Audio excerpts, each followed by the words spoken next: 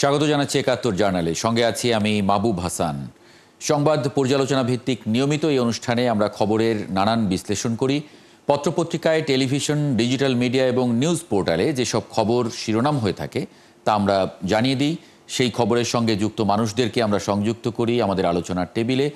আমাদের স্টুডিও এবং অনলাইনে সংযুক্ত থাকা অতিথিরা সেসব খবরের গভীরে ঢোকেন।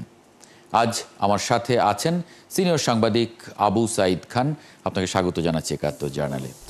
এছাড়া অনলাইনে যুক্ত হবেন সিরাজুল ইসলাম, সিনিয়র সাংবাদিক। আমরা তাকেও একটু যুক্ত করে নেব। জার্নালের এই পর্যায়ে আমরা দেখে নিতে চাই এই মুহূর্তে দেশের প্রধান প্রধান নিউজ পোর্টালগুলো কি খবর শিরোনাম করছে। প্রথম আলো, তারা শিরোনাম দিয়েছে ডাকসু নিয়ে ২ জরিপ, নিরপেক্ষতা নিয়ে প্রশ্ন প্রার্থীদের।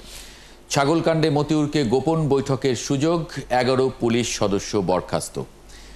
এছাড়া আছে মোহাম্মদপুরের দিনের বেলায় চাপাতি হাতে ১১ সেকেন্ডের ছিনতাইয়ের মিশন। চট্টগ্রাম বিশ্ববিদ্যালয়ে প্রশাসনিক ভবনের নাম নিয়োগ বাণিজ্যের জমিদার, ভবনে লিখে প্রতিবাদ, অভিভাবক ডাকার হুমকি। খেলাপি ঋণে এশিয়ায় শীর্ষে এখন বাংলাদেশ। এছাড়া একটি মতামত আছে আওয়ামী লীগ এবং জাতীয় পার্টির ভোটাররা কি করবেন সেটা নিয়ে। বাংলা ট্রিবিউন, কাদেরিয়া বাহিনী ও ছাত্র সমাজের পাল্টাপাল্টি সমাবেশের ডাক, ১৪৪ ধারা জারি। পুলিশ ক্যাম্পে হামলা করা ডাকাতরা দেশ ছেড়ে পালিয়ে গেছে মন্তব্য করেছেন স্বরাষ্ট্র উপদেষ্টা, সেটা নিয়ে শিরোনাম করেছে। নুরাল পাগলার দরবারে হামলায় নিহতের বাড়িতে আহাজারি, এখনও মামলা করেনি পরিবার। BeReNews24.com, জনবল সংকট, কুমিল্লা সিটিতে স্বাস্থ্য কর্মকর্তার দায়িত্বে প্রকৌশলীরা, যুক্তরাষ্ট্রের সঙ্গে সম্পর্ক এখনও অত্যন্ত ইতিবাচক, মোদি প্রশ্ন করেছেন ভারতের প্রধানমন্ত্রী। দাবি মেনে নুরাল পাগলার কবর নেমেছিল, এরপরেও হামলা। এই মোটামুটি আজকের প্রধান প্রধান নিউজ পোর্টালগুলোর শিরোনাম এই মুহূর্তের। আমরা আলোচনায় যুক্ত হতে চাই। আমরা আজকে যে খবরগুলো সারা দিনে ৭১ টেলিভিশনে সহ অন্যান্য সংবাদপত্রগুলো শিরোনাম করেছে, তার মধ্যে অন্যতম উচ্চকক্ষ নিয়ে সরকারের অনুরোধ রাখেনি বিএনপি, এটা আমরা প্রথম আলোচনায় রেখেছি। আবু সাইদ খান, শুরুতে একটু মন্তব্য আপনার জানতে চাই, কারণ এরই মধ্যে আমরা জানি যে এটা নিয়ে এক ধরনের অনিশ্চয়তা তৈরি হয়েছে। সামনে পেছনে নানান ধরনের তৎপরতা চলছে এটা নিয়ে। জুলাই সনদের বাস্তবায়ন পদ্ধতি নিয়ে বিশেষ করে আমরা যদি একটু আলোচনা করতে চাই, রাজনৈতিক দলগুলো যে যার মতো এখনো অনড় অবস্থানে আছে, এটা নিয়ে কি বিশ্লেষণ এখন পর্যন্ত? প্রত্যেকটা রাজনৈতিক দলে তো আলাদা আলাদা কর্মসূচি আছে এবং যার যার আলাদা আলাদা বক্তব্য আছে। তো কতগুলো কমন জায়গায় কিন্তু একমত হয়েছে, কিন্তু এখন যেখানে যেখানে একমত হতে পারছে না, যেমন ধরুন উচ্চকক্ষ, তো উচ্চকক্ষে অন্যান্য দল বলছে যে ভোটের অনুপাত, বিএনপি বলছে সিটের অনুপাত। এখানে পার্থক্যটা রয়ে গেছে। তো এটা আলোচনার মাধ্যমে সমাধান আসতে হবে, আর আলোচনার মাধ্যমে না আসলে তো পরবর্তী পার্লামেন্ট ডিসাইড করবে, কেন জোর করে তো আপনি চাপিয়ে দিতে পারবেন না। আর বিষয়টা যেহেতু সংবিধান সম্পর্কিত, তো সেইটাকে তো পার্লামেন্ট ছাড়া সম্ভব না। কিন্তু পার্লামেন্ট পর্যন্ত যাওয়ার ক্ষেত্রেও তো অনেক রাজনৈতিক দল এটা নিয়ে শর্ত রাখছে।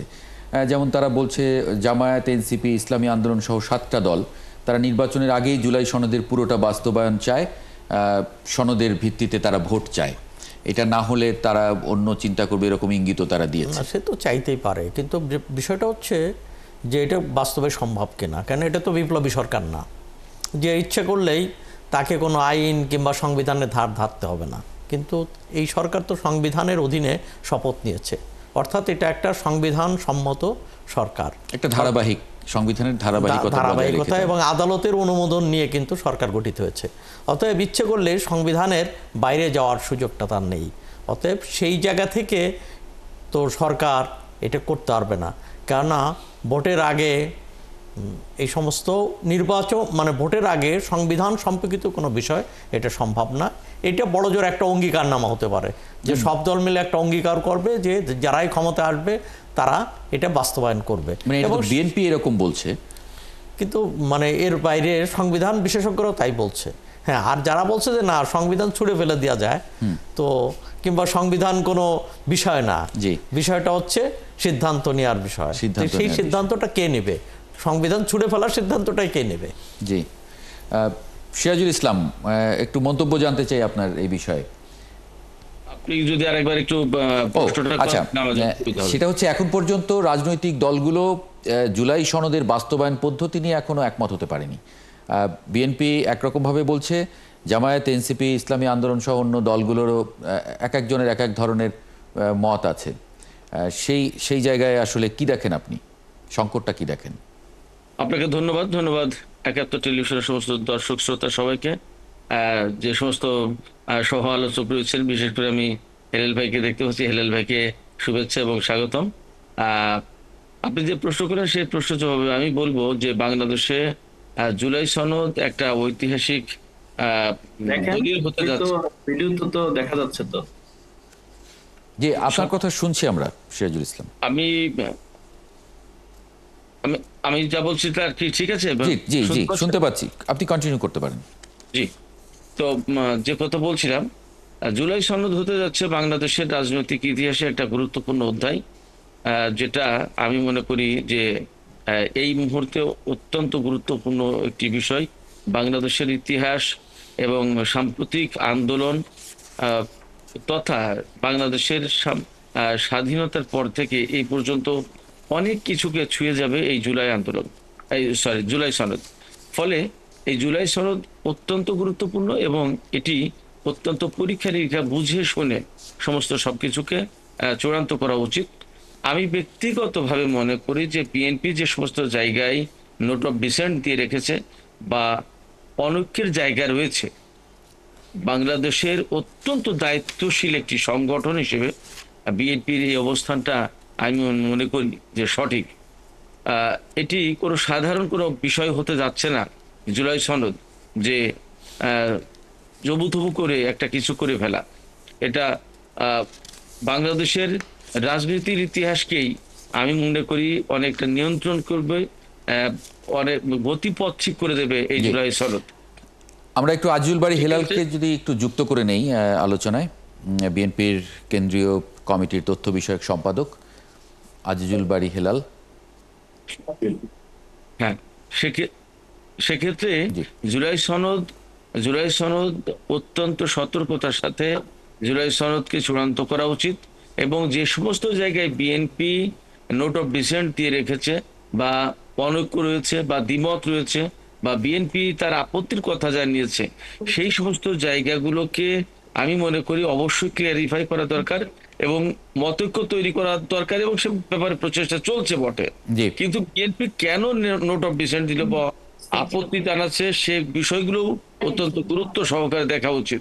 কারণ বিএনপি হচ্ছে এমন একটি দল যারা বাংলাদেশে অন্তত পক্ষে সাম্প্রতিক 90-এর পরে থেকে তিনবার সরকার পরিচালনা করেছে এবং এখন যদি নির্বাচন হয়, বাংলাদেশের বর্তমান যে রাজনৈতিক পরিস্থিতি, রাজনৈতিক অবস্থান এবং যে শক্তিবত্তা তাদের রয়েছে, তাতে তারা সরকার গঠন করবে বলে আশা করা যায় বা মনে করা হচ্ছে। অনেকে মনে করেন।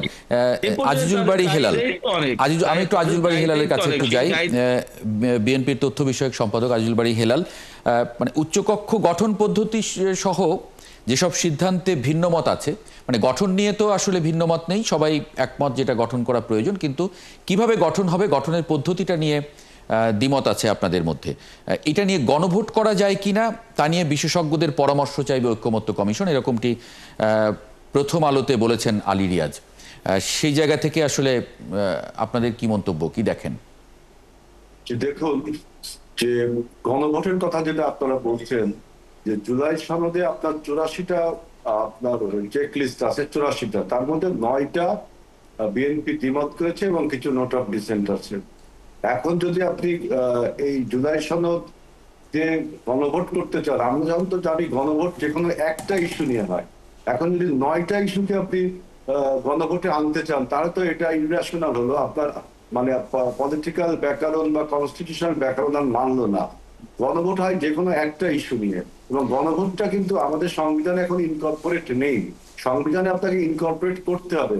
সাইদ ভাই যে কথাটি বলেছে যে আপনার সংবিধানে যে বিষয়গুলো নেই, সেই বিষয়গুলো সংবিধানে ইনকর্পোরেট করতে হলে আপনাকে সংসদে যেতে হবে।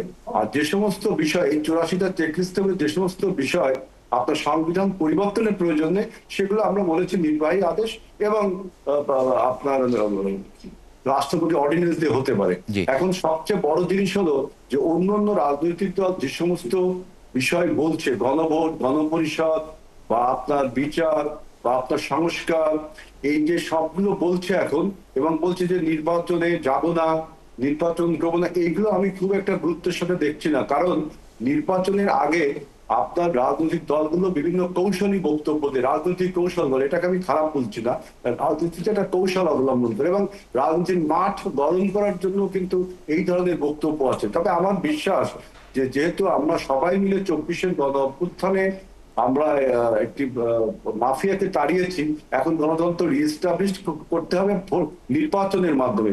সেই নির্বাচনের কোশ্চেনে নির্বাচনে আমরা সবাই অংশগ্রহণ করবো এবং আমরা যে কমিটমেন্ট গুলো করেছি জুলাই সনদের, সাইদ ভাই বলেছেন যে ইটস এ কমিটমেন্ট, এবং আমি মনে করি এই কমিটমেন্ট গুলো অ্যাবাভ দ্য ল এর উপরে, এবং এই কমিটমেন্ট গুলো যদি পরবর্তী সংসদ না মানে, যদি এটার থেকে সরে আসে, তাহলে তার যে পরিণতি হবে তার প্রেসিডেন্স আমরা দেখেছি যে শেখ হাসিনার কি হয়েছে। সুতরাং না, সেটা তো একটা মানে অন্যরকম আলোচনার বিষয়, কিন্তু যদি বিএনপি যে অবস্থানে আছে সেই অবস্থান যদি অন্য দলগুলো মেনে না নেয়, এবং আপনি তেমন গুরুত্ব দিতে চাইছেন না, কিন্তু যদি সেটা গুরুত্ব দিতেই হয়, কারণ তারা যদি নির্বাচনে না আসার নানান রকম কথা তাদের অনেক নেতাকর্মী বলেছেন, যদি তারা নির্বাচনে না আসেন তখন পরিস্থিতিটা কি হবে? আমি প্রথমেই বলেছি এটা একটা কৌশল এবং তার মাঠ গরম করার জন্য, এবং তারা যদি না আসে বলছেন, দেখেন আমি আমার দৃঢ় বিশ্বাস আমরা যারা গণ অভ্যুত্থানের শক্তি ছিলাম, যারা আমরা একসাথে আন্দোলন করেছি, আমরা অবশ্যই রাজনীতির আপনার গণ অভ্যুত্থানের চেতনার স্বার্থে আমরা অবশ্যই নির্বাচনে আসবো। যদি নির্বাচনে না আসে তাহলে কিন্তু আমাদের গণ অভ্যুত্থানের সাথে এটা তামাশা করা হবে, এবং আমাদের যে শহীদরা রক্ত দিয়েছে গণ অভ্যুত্থানের সাথে, সেই রক্তের সাথেও বেইনসাফি করা হবে। তা আমার দৃঢ় বিশ্বাস আমাদের যে রাজনৈতিক দলগুলো আছে অন্তত শহীদের রক্তের স্বার্থে এবং বাংলাদেশের ডেমোক্রেসির স্বার্থে, বাংলাদেশের সাবভেন্টির স্বার্থে আমরা এখন রাজনৈতিক কৌশলী বক্তৃতা অনেকে দিতে পারেন মাঠ গরম করার জন্য, তবে আলটিমেটলি এরকম মনে করছেন যে এটা আসলে রাজনীতির স্বার্থে একটা মাঠ গরম করার মধ্যে। এর মধ্যে আমাদের সঙ্গে যুক্ত হয়েছেন আলাউদ্দিন মোহাম্মদ, তিনি যুগ্ম সদস্য সচিব এনসিপি। আপনারা দুজনেই থাকবেন, আমার অতিথিরাও সঙ্গে আছেন। একটা ছোট্ট বিরতি নিয়ে এই আলোচনাটা বিরতির পরেও আসলে আমি চালিয়ে যেতে চাই। প্রিয় দর্শক, একটা ছোট্ট বিরতি নিয়ে ফিরে আসছি ৭১ জার্নালে, সঙ্গে থাকবেন আশা করি। পূর্ণ সংবাদ শিরোনামগুলো। পরিচ্ছন্ন ইমেজের আওয়ামী নেতাদের ভোটে মনোনয়ন দিতে প্রস্তুত জাতীয় পার্টি, পুনর্বাসনের পাঁয়তারা মন্তব্য বিশ্লেষকদের। দেশজুড়ে সাম্প্রতিক বিশৃঙ্খলায় আন্তর্জাতিক ষড়যন্ত্র দেখছে বিএনপি, কয়েক সপ্তাহের মধ্যেই দেশে ফিরছেন তারেক রহমান। যারা ডিসেম্বরে নির্বাচন চেয়েছিল তারাই এখন বানচালের ষড়যন্ত্র করছে, দাবি স্থানীয় সরকার উপদেষ্টা আসিফ মাহমুদের।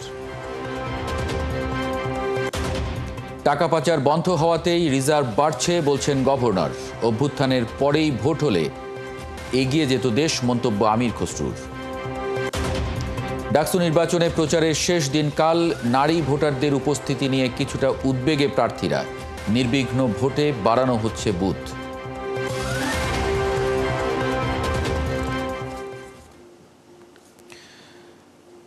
এই মুহূর্তে অন্যান্য নিউজ চ্যানেলগুলো কি সংবাদ শিরোনাম করেছে আজকে, আমরা একটু দেখে নেই এক নজরে।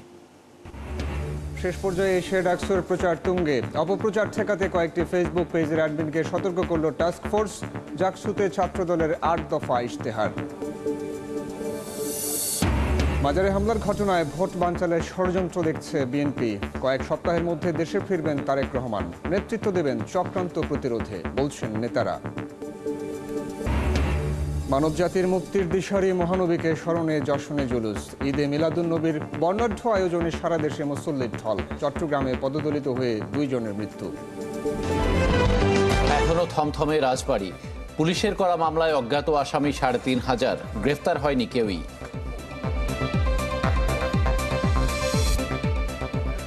রাজবাড়ীতে হামলায় নির্বাচন বানচালের ষড়যন্ত্র দেখছে বিএনপি, মরদেহ পোড়ানোর সমালোচনা এনসিপির।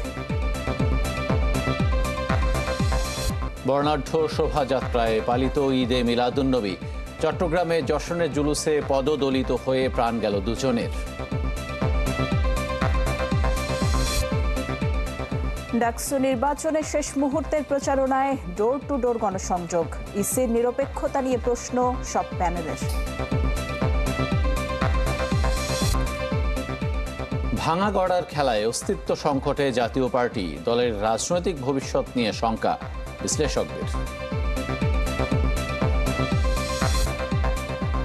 কলিং ভিসায় দালাল ধরে মালয়েশিয়া গিয়ে বাংলাদেশি নির্মাণ শ্রমিকদের স্বপ্নভঙ্গ, দিন কাটছে দুর্দশায়। ঈদে মিলাদুন্নবী উপলক্ষে ঢাকা সহ বিভিন্ন জেলায় জশ্নে জুলুস, হাজার হাজার মানুষের অংশগ্রহণ, বন্দরনগরীতে পদদলিত হয়ে দুজনের মৃত্যু। তারেক রহমান কয়েক সপ্তাহের মধ্যেই ফিরবেন দেশে, জানালেন ডাক্তার জাহিদ। নির্বাচন পেছাতে চলছে নানা ষড়যন্ত্র, অভিযোগ নেতাদের। ডিসেম্বরে নির্বাচনের দাবি তোলা ব্যক্তিরাই ভোট বানচালের ষড়যন্ত্রে লিপ্ত, মন্তব্য উপদেষ্টা আসিফের। আওয়ামী লীগকে পুনর্বাসনের চেষ্টার অভিযোগ। শেষ মুহূর্তে ডাকসু জাকসু নির্বাচনে জমজমাট প্রচারণা, আচরণবিধি লঙ্ঘনের অভিযোগ তুলছেন অনেকে, সুষ্ঠু পরিবেশ নিয়ে শঙ্কিত প্রার্থীরা। মাজার ভাঙচুর, লাশ পোড়ানোর পর থমথমে রাজবাড়ির গোয়ালন্দ, নেই মামলা, আটক হয়নি কেউ, নিরাপত্তা জোরদার করেছে আইনশৃঙ্খলা বাহিনী। ক্যাসিনো কাণ্ডে আলোচিত সেলিম প্রধান এবার মাদক আইনে গ্রেফতার, 9 জনকে কারাগারে প্রেরণ। বাড়িধারায় রেস্তোরাঁর আড়ালে চলত সীসাবাদ। টাকা পাচার কমায় বেড়েছে রিজার্ভ রেমিটেন্স, জানালেন গভর্নর। ব্যাংক লোকসান করলে মালিকরা হারাবেন লভ্যাংশ, বোনাস পাবেন না কর্মকর্তারা।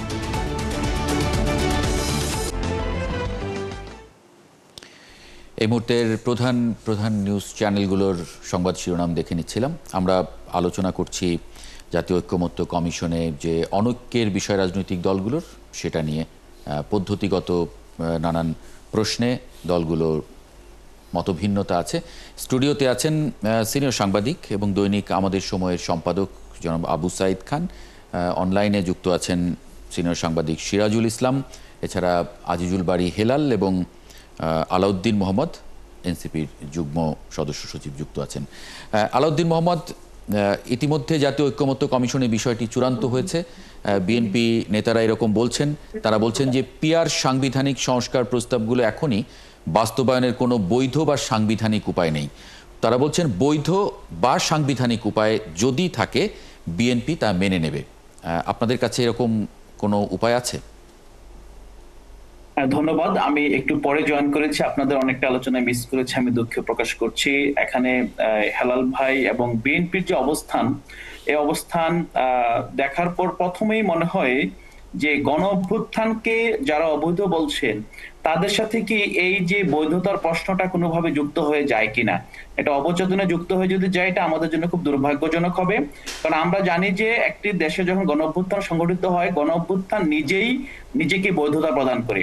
বাংলাদেশে যেই মাস লেভেলে গণ অভ্যুত্থান সংঘটিত হয়েছে, যেটা বদরুদ্দীন উমরের ভাষায় গত 100 বছরে বাংলাদেশ ভূখণ্ডের সবচেয়ে রক্তাক্ত এবং সবচেয়ে বড় বিদ্রোহ, সেই বিদ্রোহের পরে যদি মনে হয় যে এই অন্তর্বর্তীকালীন সরকার, যেটা আসলে গণ অভ্যুত্থানের সরকার, সেই সরকার কোনো কার্যক্রম এবং সেই সরকারের আপনার সাংবিধানিক, আমরা যে বলছি সাংবিধানিক ধারাবাহিকতা এবং সাংবিধানিকতা অনুযায়ী এই সরকারেরও কোনো বৈধতা নেই, এরকম একটা সরকারের কাছ থেকে যখন আমরা বৈধতা প্রত্যাশা করি এবং বৈধতার প্রশ্নে যখন তার যেই জাতিগত যেই সংস্কারের পক্ষে অধিকাংশ রাজনৈতিক দলগুলো যখন ঐক্যমত্য হয়েছে, তার বাস্তবায়ন প্রক্রিয়া যদি মনে হয় যে গণঅভ্যুত্থানের শক্তি, গণঅভ্যুত্থানের সরকারের কাছে আপনার সরকারের চেয়ে সাংবিধানিক ধারাবাহিকতার নামে, ৭২-এর একটি অবৈধ সংবিধানের ধারাবাহিকতার নামে আপনার আমাদেরকে মেনে এই সংস্কারকে স্যাক্রিফাইস করতে হয়, এটা আমাদের জন্য খুব দুর্ভাগ্যজনক হবে।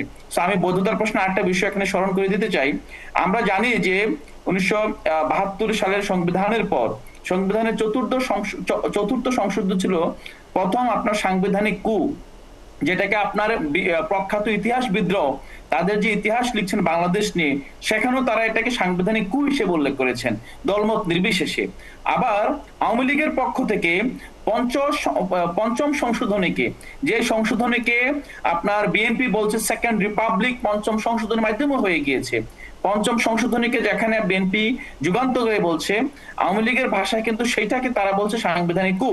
তার মানে বিএনপি আপনার যেই অর্জনকে, যেই ভিত্তির উপর দাঁড়িয়ে এখন রাজনীতি করছে, এবং আমরা দেখি যে আওয়ামী লীগ যেই কারণে আপনার ৭৫-এ আওয়ামী লীগের ধ্বংস হলো প্রথমবারের মতো, সেই দুইটাকেই আপনার সর্বসম্মতভাবে একদল বলছে সাংবিধানিক আরেক দল সংস্কারকে।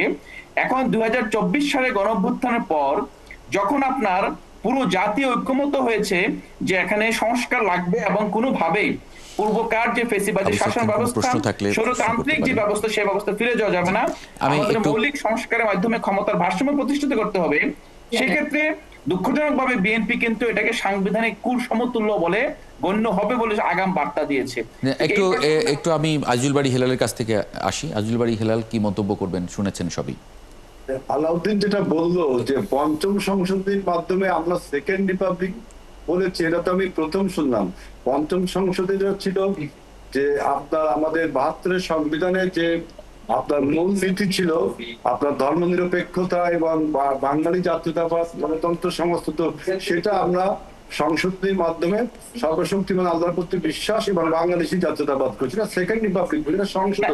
আমি একটু অ্যাড করে দিচ্ছি ভাইয়া। যখন আমরা সেকেন্ড রিপাবলিক বলছিলাম গণঅভ্যুত্থানের পরপর যে আমরা সেকেন্ড রিপাবলিক করতে চাই, দলীয় অবস্থান, তখন বিএনপির পক্ষ থেকে বিভিন্ন নেতারাই বলেছেন যে সেকেন্ড রিপাবলিক তো পঞ্চম সংশোধনের মাধ্যমে হয়ে গিয়েছে। এটা আপনাদের নেতা বললে সেটা বলছে, কিন্তু আমি আমার ব্যাখ্যাটা দিচ্ছি।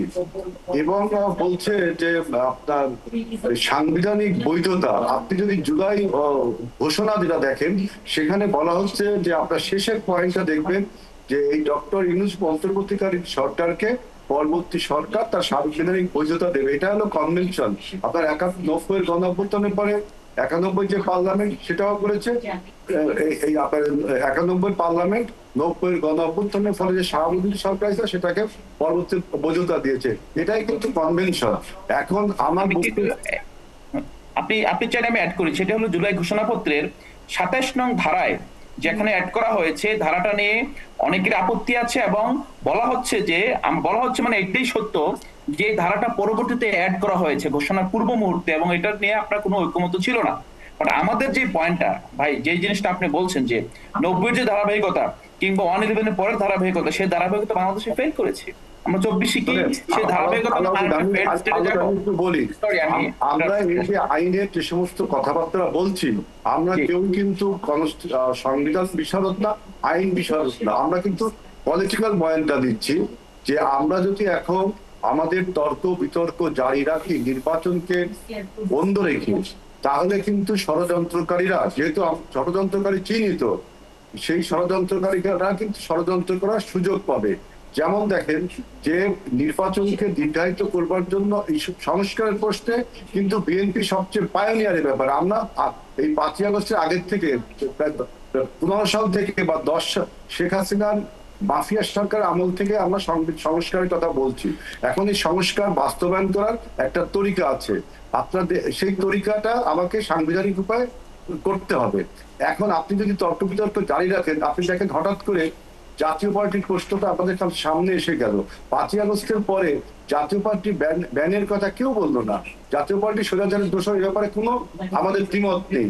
এরকম বিভিন্ন ন্যারেটিভ যদি আমরা বারবার তুলি এবং ঠিক নির্বাচন যখন সন্ধিক্ষণে, তখনই জাতীয় পার্টির বন্ধ করতে হবে, জাতীয় পার্টিকে দোষর বলে তার নির্বাচন থেকে দূরে রাখতে হবে। আমি স্বীকার করি যে জাতীয় পার্টি আপনার স্বৈরাচারের দোষর, তাকেও আওয়ামী লীগের মধ্যে তারও বিচার হওয়া উচিত। কিন্তু এই প্রশ্নটা এখন উঠছে কেন? এইটাই আমি মতলব খুঁজছি যে নির্বাচনকে প্রশ্নবিদ্ধ করবার জন্য, নির্বাচনে আনসার্টিনিটি করবার জন্য আমরা নানা রকম পলিটিক্যাল বয়ান তৈরি করছি। আমাদের সবাইকে এই ফ্যাসিবাদ আপনি দেখছেন রিসার্চের হওয়ার সুযোগ পাচ্ছে। শেখ হাসিনা ভারতে বসে আপনার প্রায় ৪,০০০ কোটি টাকা বিনিয়োগ করছেন বাংলাদেশের নির্বাচনকে আনস্টেবল করবার জন্য। তিনি বলেছেন যে ইউনূস সরকারের নেতৃত্বে কোনো নির্বাচন হতে পারে না। আবার একটা প্রশ্ন উঠেছে তত্ত্বাবধায়ক সরকারের কোশ্চেন। দেখেন যে এই অন্তর্বর্তীকালীন ইউনূস সরকারকে বাদ দিয়ে আপনি যদি তত্ত্বাবধায়ক সরকার গঠন করতে চান, কত সমস্যায় আমরা পড়বো। আমি তাই বলছি যে গণ অভ্যুত্থানের স্বার্থে আমাদের প্রথমেই দরকার যে একটি নির্বাচিত পার্লামেন্ট, এবং পার্লামেন্টটাই হবে সবচেয়ে বড় সংস্কার, পার্লামেন্টটাই হবে সবচেয়ে বড় সনদ বাস্তবায়নের একটা পথ। আচ্ছা, আলাউদ্দিন মোহাম্মদ, আপনি মাথা নাড়ছেন, আপনি এরকমই মনে করেন আমি না? একটা এখন বিষয় মানে হেলাল ভাই আমি একটু প্রশ্নটা শেষ করি। মানে এখন কি আপনারা আপনাদের জায়গা থেকে সরবেন না, বিএনপির জায়গা থেকে সরবে না, সেই জায়গায় আসলে কি হবে দেশে? না, এখানে একটা বিষয় খুব স্পষ্ট, হেলাল ভাইয়ের কথা থেকেও, হেলাল ভাইয়ের সাথে আমি আগেও কয়েকবার বিভিন্ন শোতে কথা বলেছি, এবং মানে ম্যাক্সিমাম জায়গায় কিন্তু আমাদের ঐকমত্য আছে। ঐকমত্য আছে কোন জায়গাটায়? হেলাল ভাই যেই আশঙ্কার কথা বললেন, আমরা ওটা সম্পর্কে অ্যাওয়্যার, কিন্তু একটা বিষয় দেখেন, এই আশঙ্কার জায়গাটা কিন্তু এনসিপি অথবা এবি পার্টি, জামাত ইসলামী, গণ অধিকার তাদের কারণে হচ্ছে না। আশঙ্কার জায়গাটা হচ্ছে বিএনপি একটা জায়গায় এসে সবকিছুকে মনে হচ্ছে কুঠার দিয়ে ভাঙচুর করে দিচ্ছে। আপনি দেখেন উচ্চ কক্ষের ব্যাপারে বাংলাদেশের আপনার অধ্যাপক থেকে শুরু করে বিশ্ববিদ্যালয় শিক্ষিত সাধারণ মানুষ যেখানে যান, যে নিম্ন কক্ষের একটা রেপ্লিকা অথবা এক্সটেনশন উচ্চ কক্ষ বাংলাদেশের কোনো আপনার শাসনতান্ত্রিক পরিবর্তন আনতে পারবে না, সবাই একমত হওয়ার পরও বিএনপি কিন্তু একটা জায়গায় স্পষ্টভাবে এসেছে না, উচ্চ কক্ষ যদি হয় তাহলে বর্তমানে যেই নারী আসনের অনুপাতে যেভাবে নারী আপনার আসন বন্টন করা হয় সেভাবে উচ্চ কক্ষ বন্টন করা হবে। তার মানে আমি আলাউদ্দিন মোহাম্মদ, আমি একটু আবু সাইদ খানের একটু মাথা নাড়ছিলাম যে হেলাল ভাইয়ের সাথে আমি একমত, কিন্তু একমত যেই জায়গাটা একমত না সেটা হলো এটা এনসিপি না, যার কারণে আসলে এই জায়গাটা আসলে খারাপের দিকে যাচ্ছে, বরং এটা বিএনপির বাধার কারণে আমরা আসলে শেষ জায়গাটা গিয়ে আমরা কোলাকুলি করতে পারছি না। আমার প্রশ্নটা ছিল এরকমই, মানে সব দলের কথাই, কেউ যদি ছাড় না দেয়, অবস্থান পরিবর্তন না করে, তাহলে আসলে দেশের রাজনৈতিক পরিস্থিতি কি হবে? ঘোলাটে হবে। একদিকে তো একটা ঐক্যমত্যে আসতে হবে, তবে একটা বিষয়টা সিদ্ধান্ত নেওয়ার দরকার যে দেশটা যেখানে একটা বেসিক পার্থক্য, যে দেশটা কোন পদ্ধতিতে চলবে। একটা হলো সংবিধানের আলোকেই চলবে, না সংবিধানের জুলাইয়ের ঘোষণার আলোকে চলবে। অর্থাৎ এখানে একটা সিদ্ধান্ত নেওয়ার বিষয় যে জুলাইয়ের ঘোষণা কি সংবিধান সম্মতভাবে বাস্তবায়িত হবে, না জুলাইয়ের ঘোষণা সংবিধান পরিবর্তিত হবে কিংবা সংবিধান ভায়োলেটেড হবে। এটা একটা গুরুত্বপূর্ণ প্রশ্ন, এটা মীমাংসা হওয়া উচিত। মানে এই মীমাংসা এখন প্রশ্ন হচ্ছে যে এই ধরনের সিদ্ধান্ত এইভাবে নেওয়া যায় কিনা, কিংবা বর্তমান সরকার নিতে পারে কিনা। বর্তমান সরকার কিন্তু বিপ্লবী সরকার না, এটা যে একটা ঠিক আছে একটা বিপ্লবী সরকার গঠিত হয়েছে, বিপ্লবী সরকার এই ধরনের সিদ্ধান্ত গ্রহণ করতে পারে, সব কিছুই অকেজো হয়ে যেতে পারে, কিন্তু এই সরকার তো সংবিধান এর অধীনেই সরকার গঠিত হয়েছে। এখানে হচ্ছে সমস্যাটা একটা এখন হচ্ছে যে জিনিসটা দাঁড়িয়েছে যে রাজনৈতিক দলগুলোর মধ্যে ঐক্যমত্য দরকার। হ্যাঁ, এখন ঐক্যমত্য, এবারে আমি আসি যে ঐক্যমত্য হলেই কি তারা সে সংবিধানের বাইরে বাইপাস করে কিছু করতে পারবে কিনা, তাহলে তো সেটা আর একটা গুরুত্বপূর্ণ প্রশ্ন যে না আমরা সংবিধান মানছি না, অর্থাৎ ৭২-এর সংবিধান ছুঁড়ে ফেলছি, আমরা নতুন করে সিদ্ধান্ত গ্রহণ করব। সেটা আর একটা প্রশ্ন। ফরাদ মাজার যেভাবে বলেছিলেন যে ঠিক আছে এটা সংবিধানের দরকার নেই, তো আমরা এখানে শহীদ মিনার সরকার গঠিত হবে, বিপ্লবী সরকার, এবং তারাই সিদ্ধান্ত নেবে এবং সেই এখতিয়ার তাদের রয়েছে। জি, তো এইটা ফায়সালা করাটা হচ্ছে গুরুত্বপূর্ণ। আমি যদি 30 সেকেন্ডস করে দুজনের একটু মন্তব্য নিয়ে নিই, আমি এই আলোচনাটা এখানে শেষ করতে চাই। কাকে দিয়ে শুরু করব? শুরুতে হেলাল ভাই একটু যুক্ত করেন, 30 সেকেন্ডস। যে আমি বলছি যে দেখেন, আমাদের এই তর্ক বিতর্কগুলো আমরা যদি সংসদে জারি রাখি, সাইদ ভাই কিন্তু রাইটলি বলেছেন যে আপনার এটা কিন্তু গণ অভ্যুত্থানের সরকার, এই সরকারকে আপনি ধারাবাহিক সরকার বলতে পারেন। আপনি যেটা সাইদ ভাই যেটা বলছে যে ফরাদ মাজার বলছে শহীদ মিনারের সামনে দাঁড়িয়ে আমরা সরকার গঠন করতাম, এই সংবিধানকে ছুঁড়ে ফেলতাম, সেটা তো করা হয়নি, সেটা তো করেননি। অর্থাৎ যেহেতু করা হয়নি, এখন আপনি এই প্রসঙ্গগুলো বলছেন কেন? সুতরাং সাইদ ভাইয়ের সাথে আমি একমত যে যেহেতু এটা একটা গণ অভ্যুত্থানের সরকার, অর্থাৎ এটা একটা সাংবিধানিক সরকার এবং তাকে সাংবিধানিক বৈধতা দেওয়ার জন্য জুলাই ঘোষণাপত্রে বলা হচ্ছে। সুতরাং আমাদের আরেকটা প্রশ্ন, উচ্চকক্ষটা কি আপনার এই বুঝেছি, একটু আলাউদ্দিন মোহাম্মদ আপনাকে একটু সংসদে কি উচ্চকক্ষ হবে না পরের সংবিধানে, পরের সংসদে? এটা কিন্তু একটা প্রশ্ন। অর্থাৎ উচ্চকক্ষে কি পদ্ধতিতে ভোট হবে সেটা কিন্তু আমরা সংসদে আলোচনা করতে পারি। যেহেতু প্রশ্ন থেকেই যায় এই ত্রয়োদশ সংসদে কি উচ্চকক্ষ থাকবে না পরের সংসদে, এটা একটা প্রশ্ন। জি, থ্যাংক ইউ। আমি একটু আলাউদ্দিন মোহাম্মদ। না, আমার এখানে পয়েন্ট খুব ক্লিয়ার। আমরা যেই সংবিধানের দোহাই দিয়ে বারবার এই সংস্কার প্রক্রিয়াকে প্রশ্নবিদ্ধ করছি এবং পরবর্তী সংসদে বাস্তবায়ন হবে বলে আমরা মনে করছি এবং এইটাকেই মানে শাস্ত্রিক মনে করছি, ব্যাপারটা আসলে এরকম না। কারণ এই সরকার, এই গণঅভ্যুত্থান, এটা সংবিধানকে আপনার ছুঁড়ে ফেলে দিয়ে গণঅভ্যুত্থান সংগঠিত হয়েছে।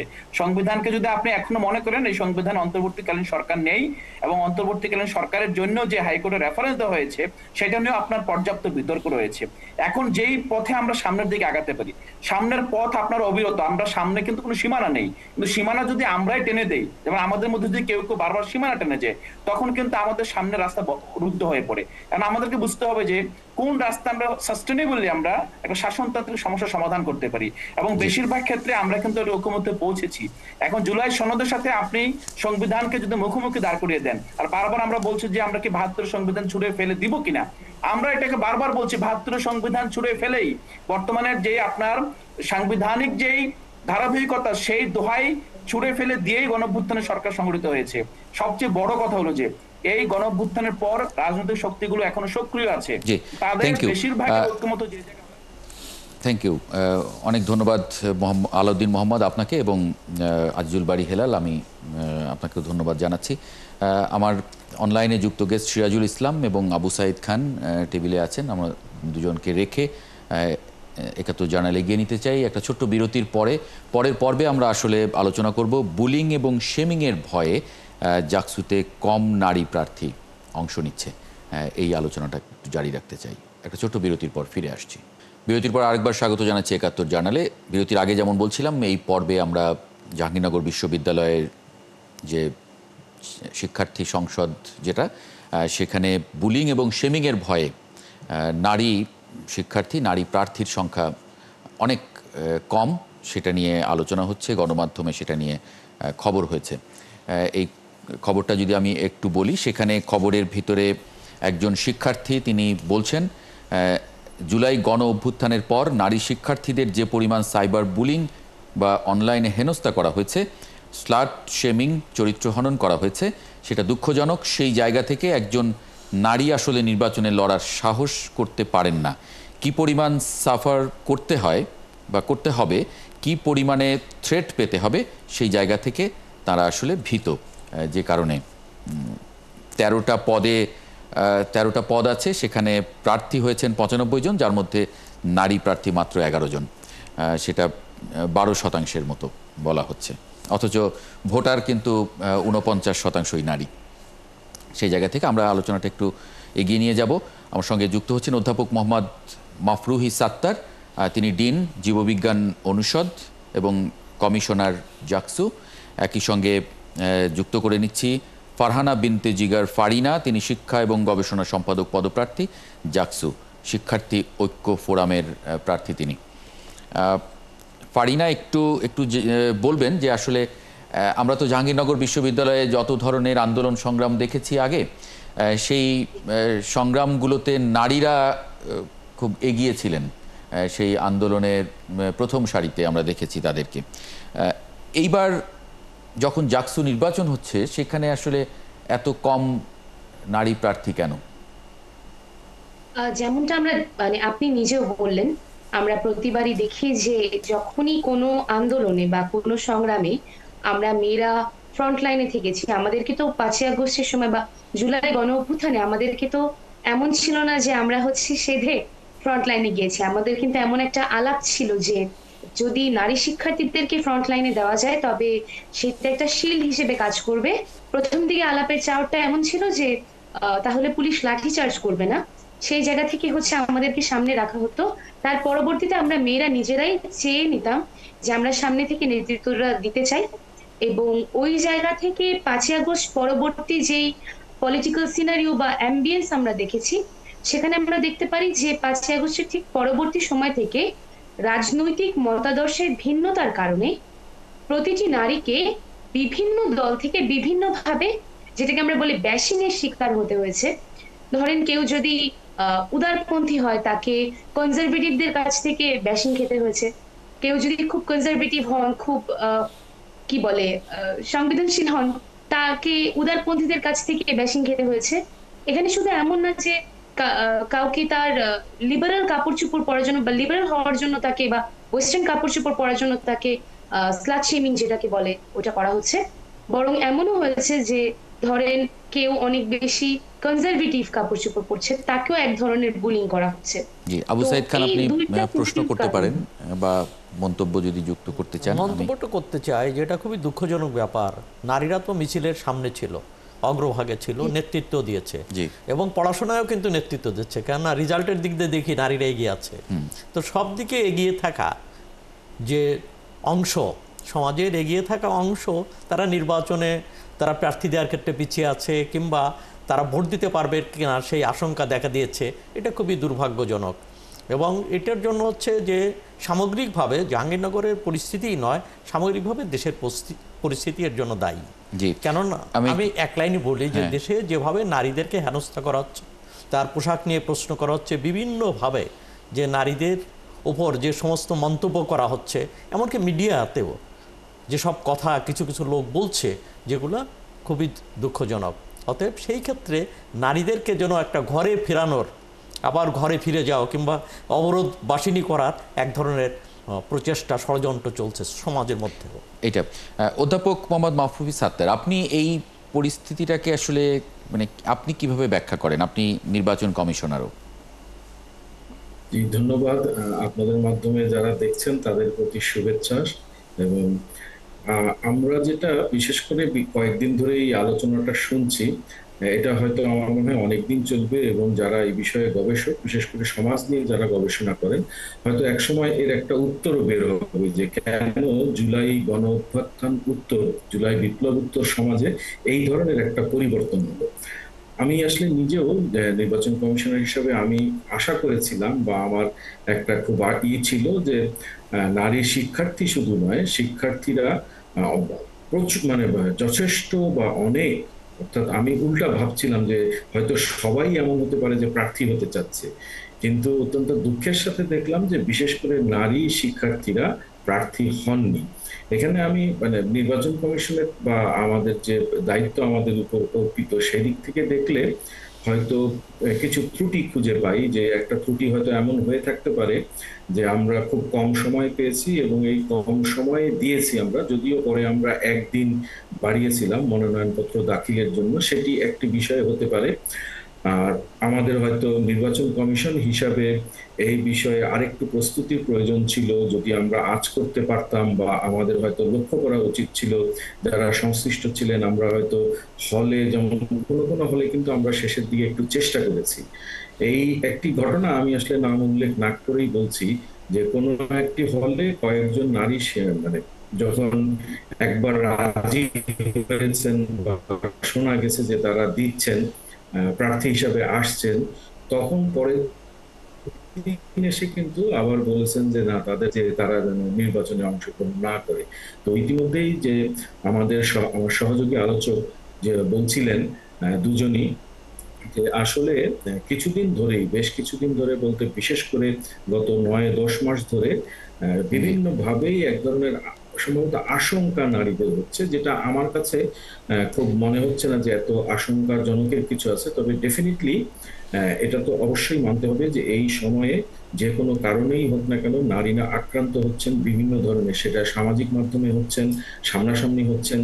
এবং আমি ঠিক ওইভাবে বলবো না, কিন্তু হয়তো সমাজে যে শৃঙ্খলা থাকার কথা ছিল সেই রকম শৃঙ্খলা না থাকার কারণে। জি, আপনার কাছে ফিরবো। সিরাজুল ইসলাম, আপনার যদি কোনো প্রশ্ন থাকে বা মন্তব্য করতে পারেন বিষয়ে। আমার প্রশ্ন একটু আছে জাহাঙ্গীরনগর ইউনিভার্সিটির শিক্ষক সাত্তার স্যারের কাছে। প্রশ্ন আছে এইটা যে জাহাঙ্গীরনগর ইউনিভার্সিটিকে আমরা একেবারেই প্রচলিত ধারার একটা ইউনিভার্সিটি মনে করি, উন্মুক্ত পরিবেশ সেখানে বিদ্যমান, এবং সাম্প্রতিক যে আন্দোলন হয়ে গেল সেই আন্দোলনে এই ইউনিভার্সিটিও সমান তালে ভূমিকা রেখেছে এবং সেখানে ছাত্রীদের অংশগ্রহণ নিশ্চয়ই অত্যন্ত আশাব্যঞ্জক এবং উৎসাহব্যঞ্জক ছিল এবং খুবই উল্লেখযোগ্য ছিল। এইরকম একটা পরিবেশ মাত্র অতিক্রম করার পর জাকসু নির্বাচন যখন হচ্ছে, এবং এটি বিশ্ববিদ্যালয়ের জন্য অত্যন্ত গুরুত্বপূর্ণ, যতদূর জানতে পেরেছি বা জানি যে 33 বছর পরে এই নির্বাচনটা হচ্ছে। তো এইরকম একটা প্রেক্ষাপটে ছাত্রীদের অংশগ্রহণ কম, এটি আসলে কতটা গ্রহণযোগ্য, এবং আমরা সত্যি কি জাহাঙ্গীরনগর ইউনিভার্সিটি এই পর্যায়ে কি পিছিয়ে গেল কিনা, এরকম একটা গণতান্ত্রিক আন্দোলনের পরেও এই প্রশ্নটা পিছিয়ে গেল আমার কিনা? থাকলো। অধ্যাপক মাহরুফি সাত্তার।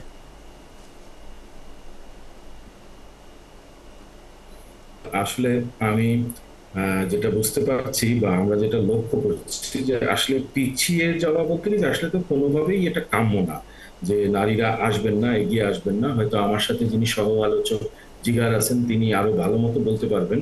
তবে আমি যেটা লক্ষ্য করেছি যে আমরা কিন্তু একটু আমাদের বিশ্ববিদ্যালয়টি কিন্তু সম্পূর্ণ আবাসিক, এখানে সকল শিক্ষার্থী কিন্তু থাকেন।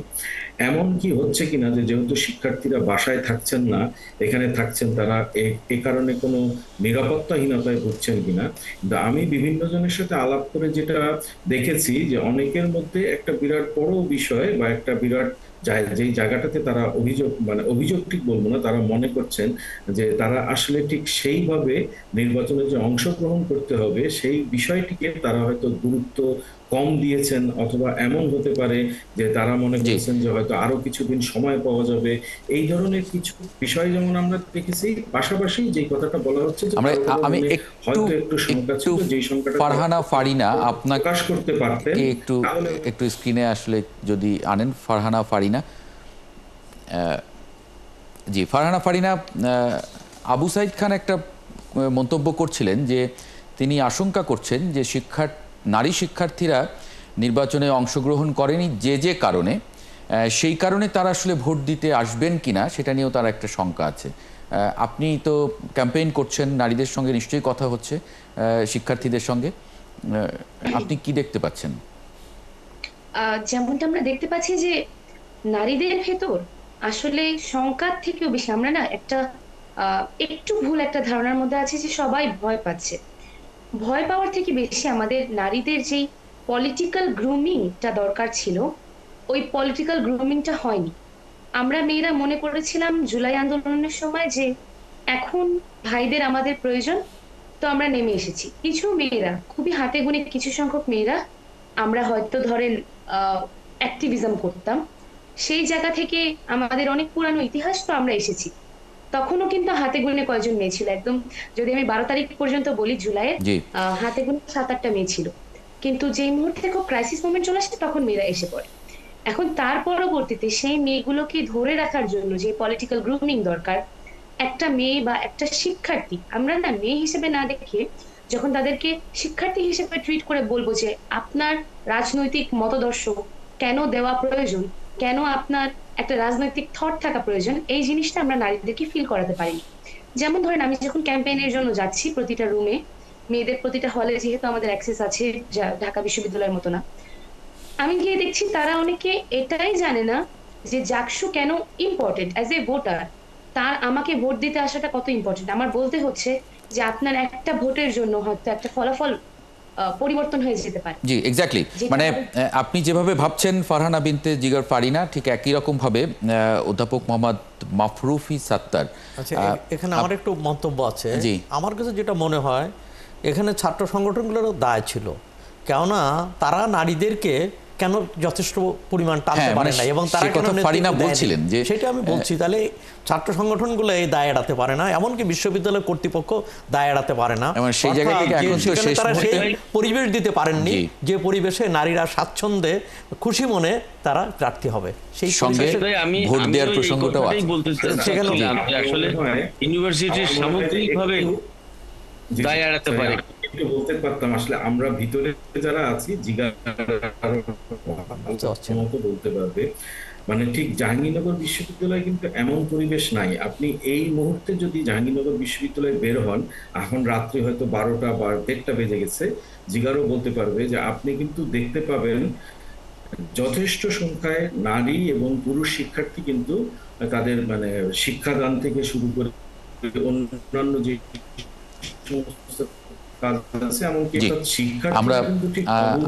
আমরা এই প্রসঙ্গটা এখানে আসলে শেষ করতে চাই। আরো দুটি বিষয় আমাদের আলোচনার আছে। অনেক ধন্যবাদ ফারহানা বিনতে জিগার ফারিনা, একই সঙ্গে অধ্যাপক মোহাম্মদ মাহরুফি সাত্তার, আপনাদের দুজনকেই যুক্ত হবার জন্য 71 জার্নালে।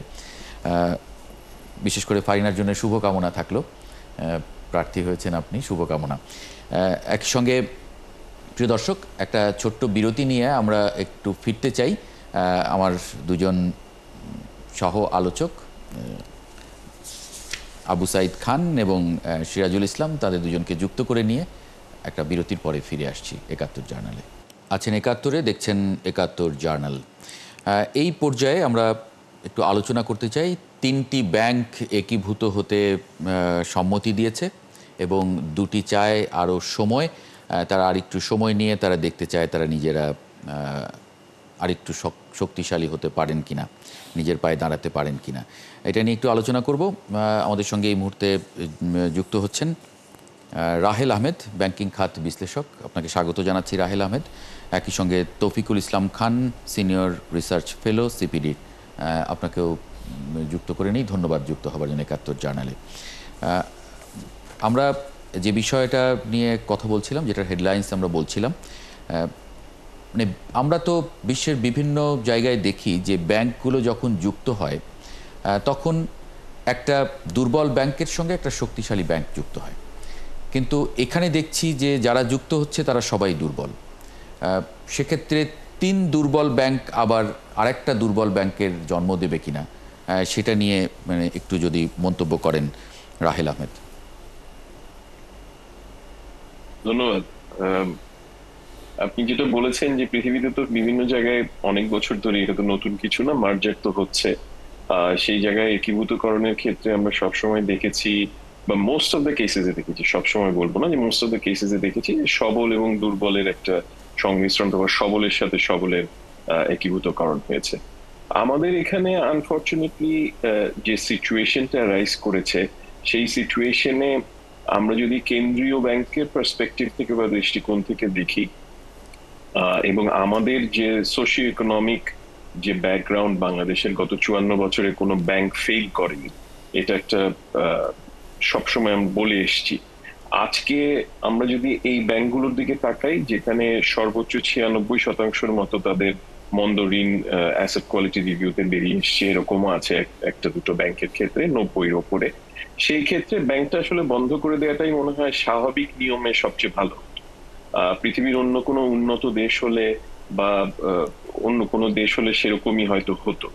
আমাদের সামাজিক ব্যবস্থাতে আমার যেটা মনে হয় যে আমাদের এটার একটা বড় রকমের ইম্প্যাক্ট আছে। সেই ইম্প্যাক্টটাকে মাথায় রেখেই হয়তো কেন্দ্রীয় ব্যাংক এই সিদ্ধান্তে আসছেন যে একীভূতকরণের মাধ্যমে একটা চেষ্টা করবার জন্য।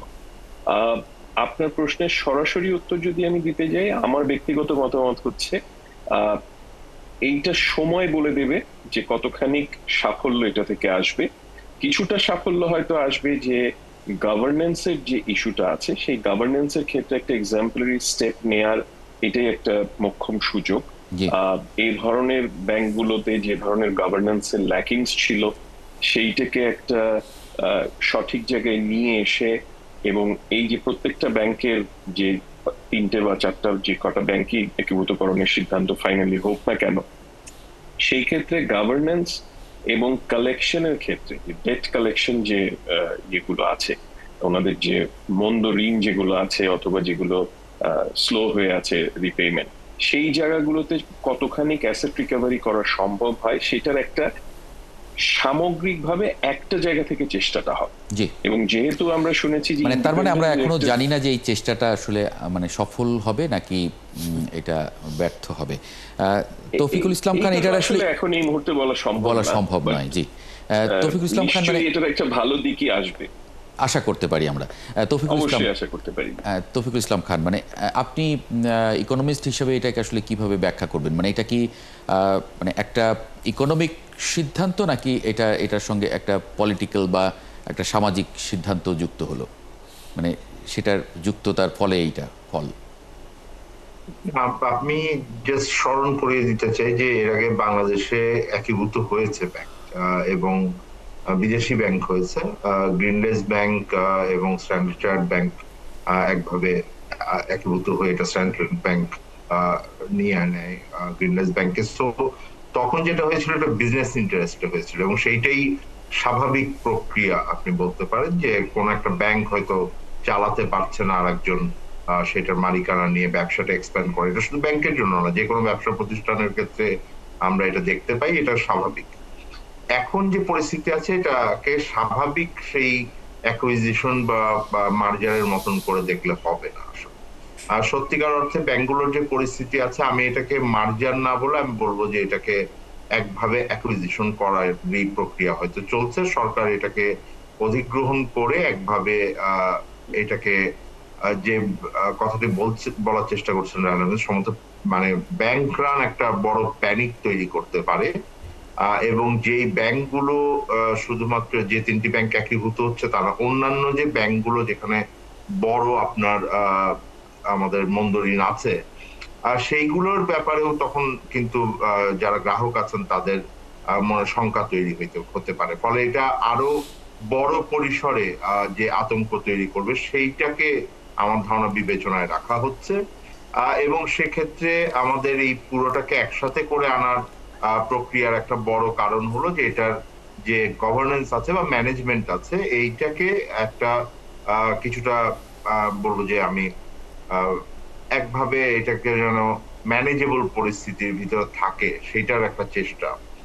এবং সবচাইতে গুরুত্বপূর্ণ যেটা হবে সেটা হলো যে এই ব্যাড অ্যাসেট গুলো আছে সেগুলোর যথাসম্ভব এটাকে উদ্ধার করা। কোনো ক্ষেত্রে অর্থ পাচার হয়ে গেছে, পাচার হয়ে ফেরত যদি কিছুটা আনা যায় ভবিষ্যতে, সেটাও যেন সরকার টেক ওভার করতে পারে এবং কিছুটা ড্যামেজ কন্ট্রোল করা যায়, সেটার দিকেই মনোযোগ থাকবে। এবং পরিশেষে আমি বলবো যে এটা অনেকখানি নির্ভর করবে যে সরকার কতখানি কম্পেনসেট করতে পারবেন।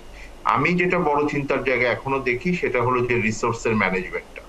কারণ যে পরিমাণ আসলে মন্দ ঋণ আছে এটাকে পুরোপুরি ট্যাক্স পেয়ারের মানি যেটা আমরা বলি করের অর্থ থেকে এটাকে দেওয়ার মতো পরিস্থিতি এখন তো সরকারের নাই আর কি, নর্মালি কোনো সরকারের থাকে না। এখন তো সরকারের যে পরিস্থিতি আছে এটা আমি বলি যে নিম্ন মধ্যবিত্ত পরিবারের মতো পরিস্থিতি। আমাদের ফিসকাল স্পেস খুবই কম, আমাদের ট্যাক্স আদায় ভালো না। এই পরিস্থিতিতে এটা একটা বিরাট চাপের বিষয় হবে। বাইরের থেকে ইনভেস্টর আনার কথা বলা হচ্ছে, কিন্তু যদি ঋণগুলোর পরিস্থিতি এরকমই হয় যে এটাকে আর রিকভারি হবে না, তাহলে বাইরের ইনভেস্টরের কাছ থেকে এটা কেন লুক্রেটিভ হবে সেটাও হয়তো চিন্তার জায়গা থাকবে। জি, আবু সাইদ খান। আচ্ছা, ব্যাংক সেক্টরে তো যে মানুষের আস্থাটা নষ্ট হয়ে গেছিল, তো আপাতত আস্থাটা খানিকটা ফিরে আসছে, এটাকে তো আমি সাধুবাদ জানাই। তো এখন প্রশ্নটা হচ্ছে যে দুটো ব্যাপার, একটা হলো যে খিলাফি ঋণ এটাকে ফেরত আনা, একীভূত হোক আর যাই হোক, যে হ্যাঁ ঠিক আছে একীভূত ছাড়া পথ দেয়, কিন্তু খিলাফি ঋণটা ফেরত আনা উনিও যেটা বললেন। আর একটা জিনিস হচ্ছে যে এখানে গ্রাহকের স্বার্থটা দেখা, এই দুটো জিনিসকে মাথায় রেখে সরকার এটাকে গ্রহণ করতে পারে এবং এই ধরনের প্রক্রিয়ায় নিয়ে যেতে পারে। তবে গ্রান্টার হবে সরকার, সরকারকেই গ্রান্টি দিতে হবে, আদারওয়াইজ এই ব্যাংকগুলো জনস্বার্থ গ্রাহক স্বার্থ রক্ষিত হবে না। জি, তৌফিকুল ইসলাম খান এবং রাহেল আহমেদ, আপনাদের দুজনকে অনেক ধন্যবাদ যুক্ত হবার জন্য একাত্তর জার্নালে। দর্শক, আমরা এই পর্যায়ে আরেকটি গুরুত্বপূর্ণ বিষয় নিয়ে কথা বলতে চাই, সেটি হচ্ছে রোহিঙ্গা সমস্যা দক্ষিণ এশিয়ার জন্য নিরাপত্তা হুমকি হতে চলেছে। আগামী দিনে মিয়ানমারের জান্তা সরকার এবং আরাকান আর্মি সহ অন্যান্য সশস্ত্র গোষ্ঠীর মধ্যে ভয়াবহ সংঘাতের আশঙ্কা করছেন বিশ্লেষক এবং কূটনীতিকরা। রোহিঙ্গা সমস্যা নিয়ে অন্তর্বর্তীকালীন সরকারের প্রচেষ্টার ফলাফল অর্থহীন হবে বলে মনে করেন তারা। আঞ্চলিক নিরাপত্তা নিয়ে আমার সহকর্মী সুফিয়ান ফারাবি 3 পর্বের একটি ধারাবাহিক করছেন, তার দ্বিতীয় পর্বের কিছু খবর আমি বলছিলাম। এ নিয়ে আলাপ করব আজকে। অধ্যাপক মেজবাউল আজম সওদাগর, আন্তর্জাতিক সম্পর্ক বিশ্লেষক এবং জগন্নাথ বিশ্ববিদ্যালয়ের শিক্ষক, তাকে একটু যুক্ত করে নিই। আপনাকে স্বাগত জানাচ্ছি অধ্যাপক মেজবাউল আজম। ধন্যবাদ। জি, মানে পরিস্থিতি এই অঞ্চলে দিন দিন আমরা দেখছি যে উত্তপ্ত হয়ে উঠছে, বিশেষ করে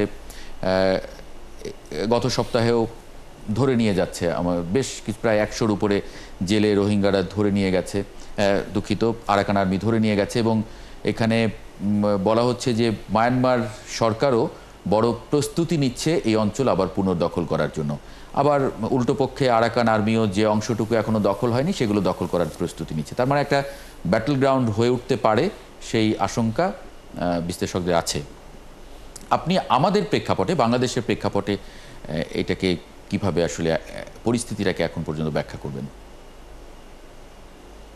জি, ধন্যবাদ আপনাকে। বিষয়টা হচ্ছে যে আপনি জানেন যে এই বাংলাদেশে বর্তমানে অন্তর্বর্তীকালীন সরকার আসার পরে যে প্রথম সুখবরটা আমরা শুনলাম যে 7 লাখ রোহিঙ্গাকে ফেরত নেওয়ার একটা প্রক্রিয়া শুরুর ব্যাপারে আমরা রোহিঙ্গা বিষয়ক রিপ্রেজেন্টেটিভ খলিলুর রহমানের কাছ থেকে আমরা জেনেছিলাম। সেটি জেনে আমরা অনেক আশান্বিত হয়েছি, কিন্তু প্রবলেমটা হচ্ছে মানে দিন যত যাচ্ছে ততই আমাদের কিন্তু ধোঁয়াশাটা কাটছে না, এবং কেন যেন আশাটা ক্ষীণ হয়ে আসছে এই সেন্সে যে আসলে মিয়ানমারের পরিস্থিতি দ্রুত চেঞ্জ হয়ে গেল বলতে বোঝানো হচ্ছে যে এখানে আমাদের বাংলাদেশের সাথে লাগোয়া যে অঞ্চলটি, সেই অঞ্চলে আরাকান আর্মির আধিপত্য সেখানে প্রতিষ্ঠিত হলো, এবং আপনি জানেন যে বলা যায় বর্তমান সেই অঞ্চলটি মিয়ানমার থেকে প্রায় বিচ্ছিন্ন আমরা বলা যায়, এবং ল্যান্ডলকড হয়ে পড়েছে অনেকটা। এখন এই পরিস্থিতিতে যেহেতু প্রকৃতপক্ষে মিয়ানমার গভর্নমেন্টের কোনো কন্ট্রোল এই অঞ্চলের উপর নাই, এবং ঠিক আমরা যে অঞ্চলে রোহিঙ্গাদেরকে প্রত্যাবাসনের জন্য আমরা কথা বলছি, ডিপ্লোম্যাটিক চেষ্টা চালাচ্ছি, সেই অঞ্চলটার উপর মিয়ানমার সরকারের কোনো কর্তৃত্ব নাই। পাশাপাশি সেখানে যে নতুন যে গোষ্ঠীটি সেই অঞ্চলের দখল নিয়েছে এবং তারা বলছে তারা স্বাধীন রাষ্ট্র এখানে ঘোষণা করবে, তাদের সাথে আসলে আমাদের কি ধরনের আলোচনা হয়েছে বা তারা রোহিঙ্গার বিষয়টাকে তারা কিভাবে দেখে, এই বিষয়ে সুস্পষ্ট কোনো ধারণা আমাদের এখন থেকে নাই। যদিও মিস্টার খলিলুর রহমান আমাদেরকে জানিয়েছেন যে আমরা মিয়ানমার কর্তৃপক্ষ এবং আরাকান আর্মি উভয় পক্ষের সাথে আমরা কথা বলেছি, কথা বলে আমরা এই বিষয়টা নিয়ে আমরা ডিপ্লোম্যাটিক্যালি আমরা চেষ্টা চালাচ্ছি। কিন্তু আমরা তো এখন পর্যন্ত জানি না যে আসলে এই অঞ্চল কাদের দখলে থাকবে, কারণ মায়ানমার জান্তা সরকার তারাও প্রস্তুতি নিচ্ছে, তারা এই অঞ্চল আবার পুনর্দখল করে নেবে। আবার আরাকান আর্মি তারাও প্রস্তুতি নিচ্ছে যে এই যতটুকু বাকি আছে ততটুকু দখলে নেবে, মানে একটা ব্যাটল গ্রাউন্ড। সিরাজুল ইসলাম, আপনি দীর্ঘদিন আন্তর্জাতিক সম্পর্ক বিষয়ক খবর করেছেন এবং নিশ্চয়ই এই অঞ্চলের খোঁজ খবরও আপনি রাখেন। আপনি কোনো প্রশ্ন বা মন্তব্য যদি থাকে একটু যুক্ত করবেন আমাদেরকে। না, এখানে প্রশ্ন হচ্ছে মন্তব্যটা আমি বেশি দেবো, সেটা হচ্ছে যে ডক্টর মিসবাহুল আজম যেটা বললেন এটা খুব ইন্টারেস্টিং বিষয়, যে রোহিঙ্গাদের যেখান থেকে উচ্ছেদ করা হয়েছে সেই জায়গা আরাকান আর্মি সেই জায়গার বিরাট একটা অংশ দখল করে নিয়েছে, সেটা পুনর্দখল করার চেষ্টা করছে মিয়ানমার সরকার। তো এই যে দুই পক্ষ দখল বেদখলের প্রশ্ন চালাচ্ছে, পাল্টাপাল্টি দখল প্রক্রিয়ায় যাচ্ছে, সেখানে বেসিক্যালি রোহিঙ্গাদের ভাগ্যটা কিভাবে নির্ধারিত হবে সেটা একটা বড় প্রশ্ন।